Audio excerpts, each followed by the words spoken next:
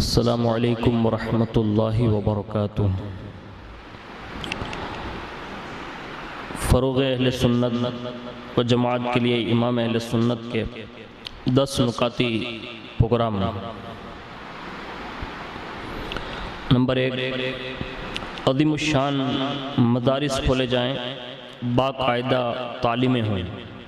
Number 2، طلبہ کو وظائف ملیں کہ خواہی نہ خواہی گرویدہ ہوں۔ مدرسین کی بیش قرار تنخواہیں ان کی کارروائیوں پر دی جائیں۔ نمبر 4، تباہ طلبہ کی جانچ ہو، جو جس کام کے زیادہ مناسب دیکھا جائے معقول وظیفہ دے کر اس میں لگایا جائے۔ نمبر 5، ان میں جو تیار ہوتے جائیں تنخواہیں دے کر ملک میں پھیلائے جائیں کہ تحریراً و تقریراً وعداً مناظرتاً اشاعت دین و مذہب کریں۔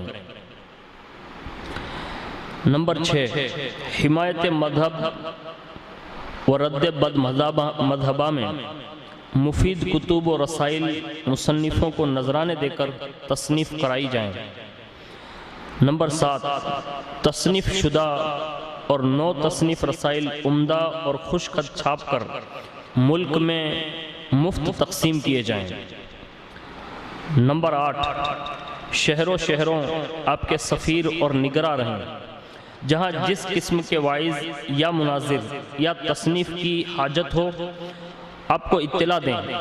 آپ سرکوبی اعداء کے لیے اپنی فوجیں میگزین اور رسالے بھیجتے رہیں۔ نمبر 9، جو ہم میں قابل کار موجود اور اپنی معاش میں مشغول ہیں وظائف مقرر کر کے فارغ البال بنائے جائیں اور جس کام میں انہیں مہارت ہو لگائے جائیں۔ نمبر 10، آپ کے مذہبی اخبار شائع ہوں اور وقتاً فوقتاً ہر قسم کے حمایت مذہب میں مضامین تمام ملک میں بقیمت و بلا قیمت روزانہ یا کم سے کم ہفتہ وار پہنچاتے رہیں۔ حدیث پاک کا ارشاد ہے کہ آخر زمانے میں دین کا کام بھی درم و دنانیر سے چلے گا، اور کیوں نہ صادق ہو کہ صادق و مصدوق صلی اللہ علیہ وسلم کا کلام ہے۔ حضرات، مجلس دار التحقیقات کی طرف سے امام اہل سنت رضی اللہ تبارک و تعالی عنہ کے یہ 10 پروگرامات جو نکاتی ہیں وہ آپ کے سامنے پیش کیے گئے۔